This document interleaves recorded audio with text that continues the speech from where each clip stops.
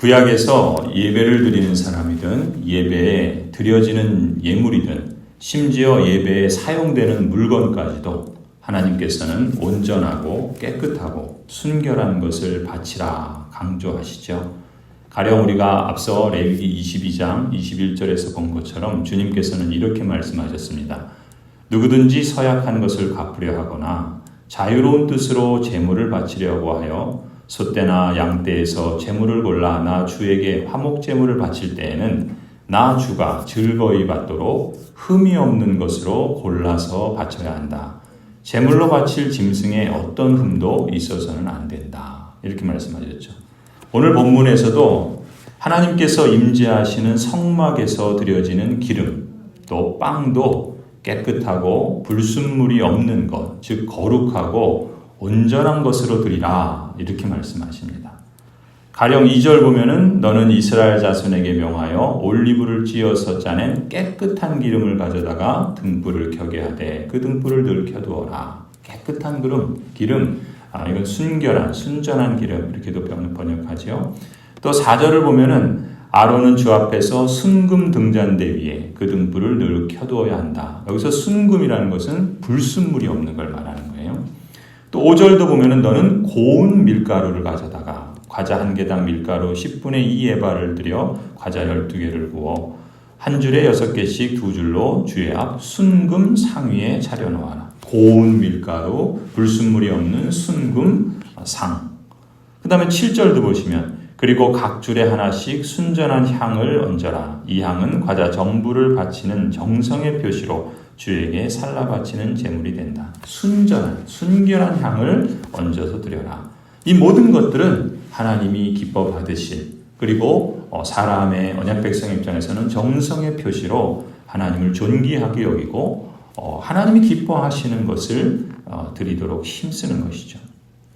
여러분, 왜 하나님께서 이렇게 온전하고 깨끗하고 순전한 것을 요구하시는 것일까요? 하나님은 이렇게 흠이 없고 온전한 제사를 드리라 요구하시는 것은 그 이유가 무엇이겠습니까? 그것은 제사를 드리는 사람, 그 사람의 그 마음의 중심을 보시는 거죠. 그리고 그 마음의 중심에서 표현된 그 행동들, 그 말들, 그 삶의 태도와 자세가 어떠해야 하는가? 하나님의 언약 백성으로서 거룩하신 하나님을 섬기고 예배하고 또 하나님을 가까이 하는 사람의 모습은 이래이래 한다라는 것을 가르쳐 주시기 위함인 것이죠. 하나님은 한마디로 거룩하신 분이시기 때문에 그렇습니다. 그래서 하나님의 언약 백성들이 앞장에서 우리가 살펴본 것처럼 일상생활에서 먹고 마시고 살아가는 그 모든 삶의 자리, 장소를 구별했죠. 그리고 삶의 시간을 구별했습니다. 그런 삶의 모든 자리와 시간에서 말과 행동을 통해서 하나님의 거룩하신 이름을 존중하고 또 그 고백에 걸맞는 합당한 그런 실천과 말과 행실로 하나님을 영광을 돌리며 하나님을 경외하기를 하나님께서는 기뻐하시는 거죠. 하나님께서 말씀하시는 대로 예배드리는 나 자신이 온전한 사람이 되고자 힘쓰는 것. 또 내가 하나님께 나아가 예배할 때 드리는 예물이나 나의 마음이나 또 더 나아가서 나의 삶 전체를 순전하게 하나님께 드려야 할 줄로 믿습니다. 내가 이렇게 해야지 구원받기 때문이 아니라 하나님께서 우리를 구원해 주셔서 하나님의 거룩한 백성으로 삼아 주셨으니 우리가 그 하나님을 영화롭게 하고 그 하나님의 거룩하심을 따라 우리도 거룩을 본받고 닮아가고 또 그렇게 성장하는 것이 하나님의 뜻이요 또 우리에게도 가장 행복하고 가장 복된 삶의 모습이라 할 수 있겠죠. 나의 입술의 모든 말, 나의 마음의 묵상이 주님께 연락되기를 원합니다 라는 고백처럼 나 주님의 기쁨이 되기를 원합니다 라고 하는 찬양처럼 이러한 고백으로 우리 모두가 함께 하나님께 나아갈 수 있기를 소원합니다. 하나님께서 그것을 그렇도록 원하시는 것이죠.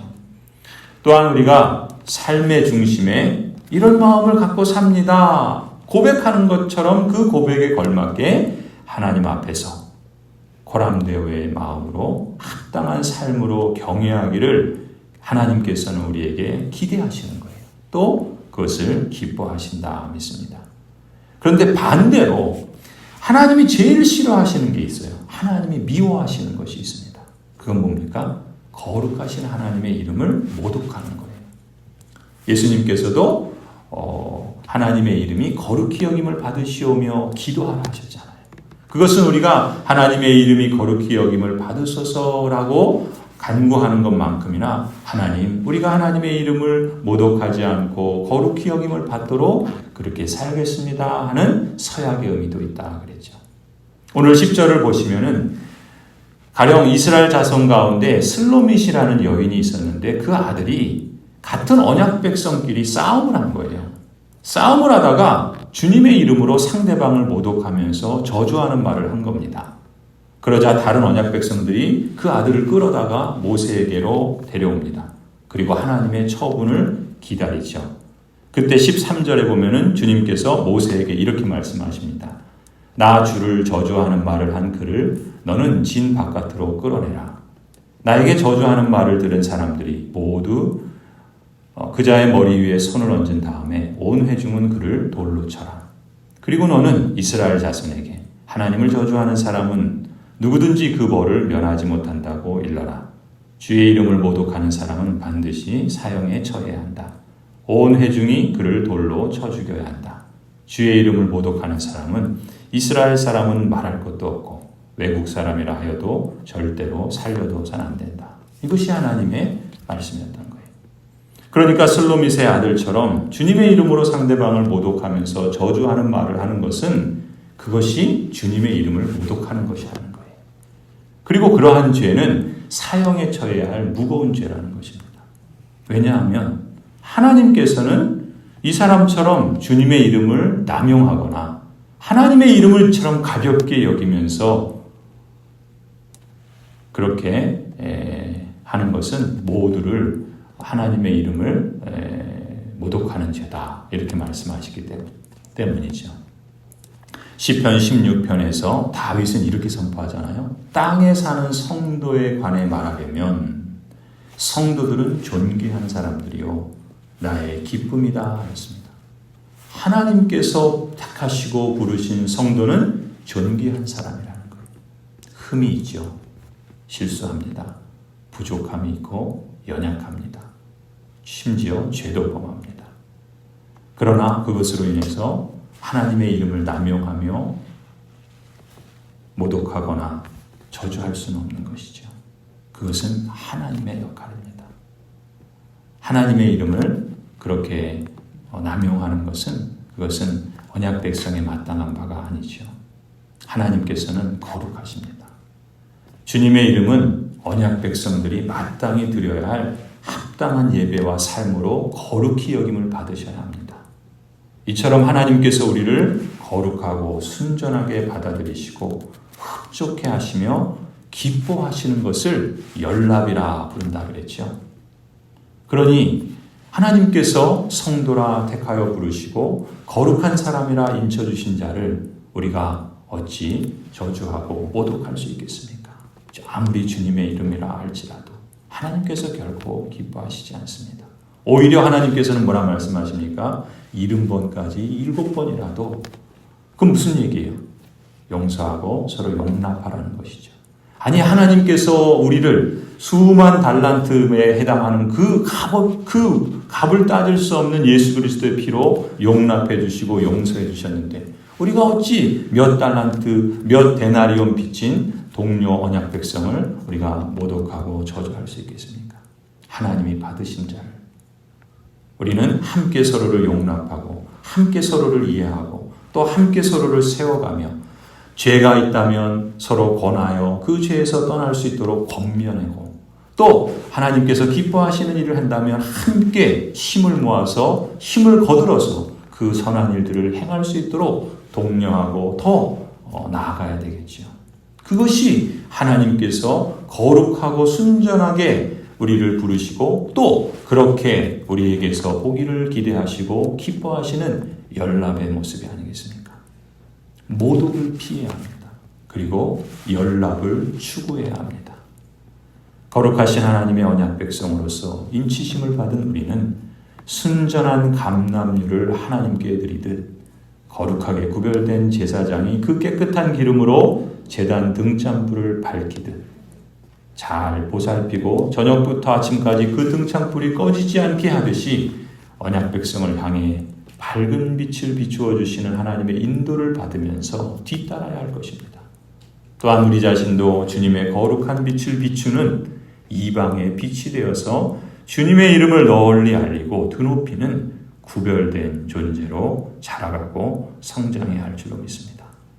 하나님께서는 예수 그리스도를 이 땅에 생명의 빛으로 보내셨죠.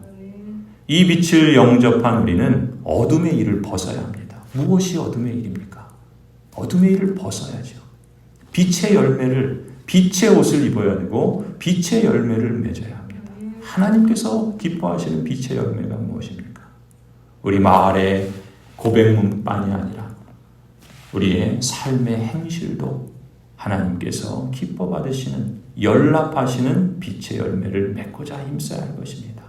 주님 오실 때까지 어둠과 맞서야 하죠. 하나님의 임재 현존을 드러내려는 그런 특권을 우리에게 주심을 깨닫고 그러한 사명을 우리가 존귀히 여기며 하나님께서 연락하시는 그러한 삶의 예배를 드리고자 힘써야 할 줄로 믿습니다. 성소를 비추던 빛이 이제 우리 마음의 성소에 오셔서 우리 내면을 비추어 주고 계십니다. 내 마음의 생명 되신 예수 그리스도의 빛이 꺼지지 않도록 잘 지켜야 합니다.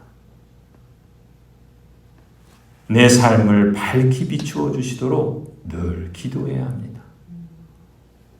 아울러 우리가 어두운 세상을 비추는 하나님의 작은 등불이 되는 그러한 삶을 살아갈 수 있다면 우리가 최선을 다해야 할 줄로 믿습니다. 성도 여러분, 거룩한 하나님의 언약 백성으로서 오늘 일상의 삶과 또 내일 함께 드리는 주일 예배를 거룩하신 하나님께서 연락하시고 기뻐 받으시는 예배로 드릴 수 있기를 간절히 축원합니다.